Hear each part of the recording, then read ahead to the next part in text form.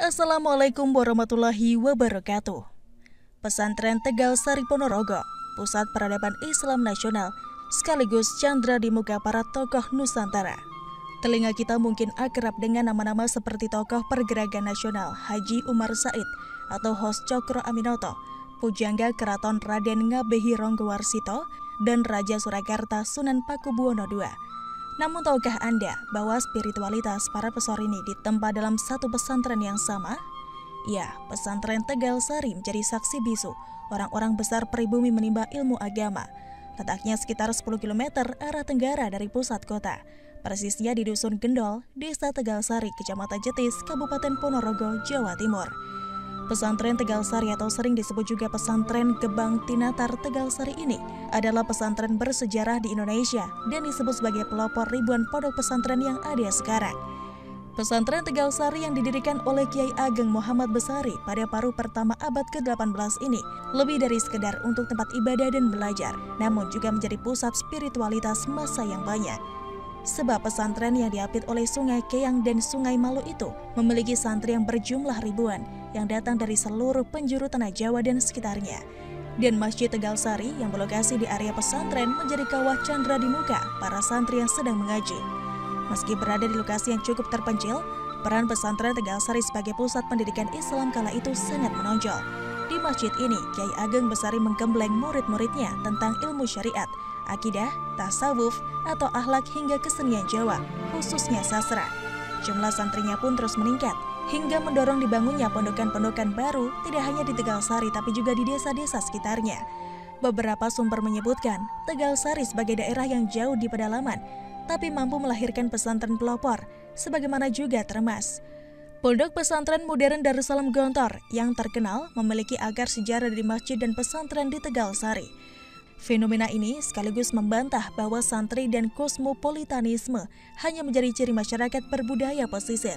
Tegal Sari memberikan fakta tentang wilayah pedalaman yang kosmopolit, egaliter, dan cenderung memiliki tingkat mobilitas tinggi.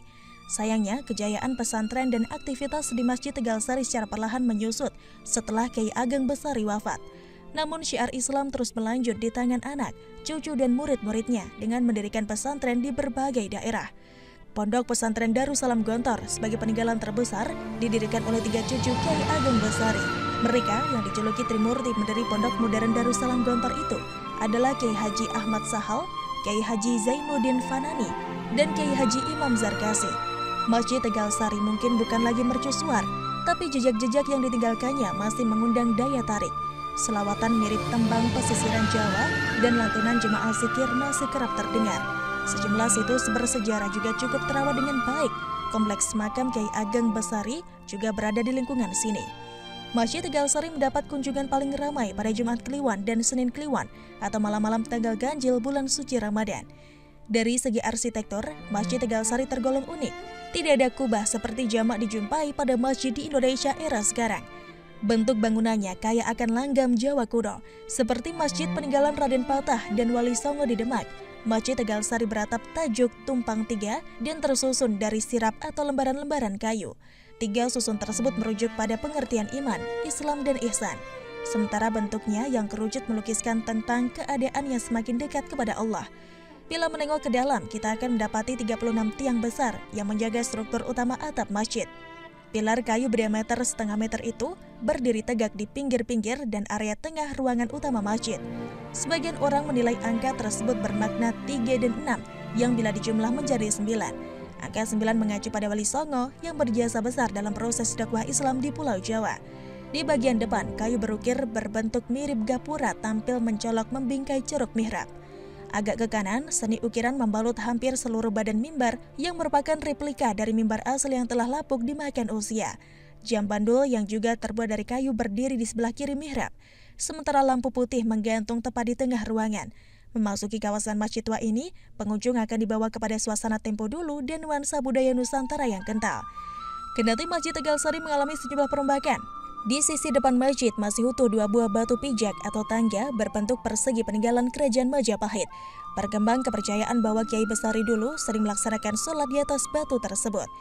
Kediaman Kiai Ageng Besari atau yang biasa disebut Dalem Ageng masih bisa kita lihat di sebelah timur masjid ini.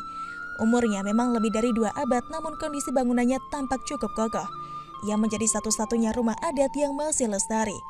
Di sebelah barat rumah Kyai Ageng Besari terdapat langgar kecil yang dipercaya sebagai tempat Ronggo Warsito sering melakukan munajat.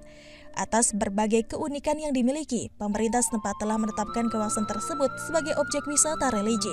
Meski demikian, mesti dicatat, kompleks masjid ini bukan semata tempat ibadah, apalagi sebatas lokasi pameran benda-benda kuno. Masjid ini sejatinya juga merekam sejarah yang tidak boleh hilang tentang pendidikan Islam, akulturasi, dan spiritualitas para pejuang generasi awal bangsa ini. Semoga kisah ini bermanfaat. Jangan lupa subscribe, like, dan share video ini agar channel ini terus berkembang dan bisa membagikan kisah-kisah jejak persinggahan lainnya untuk Anda. Wassalamualaikum warahmatullahi wabarakatuh.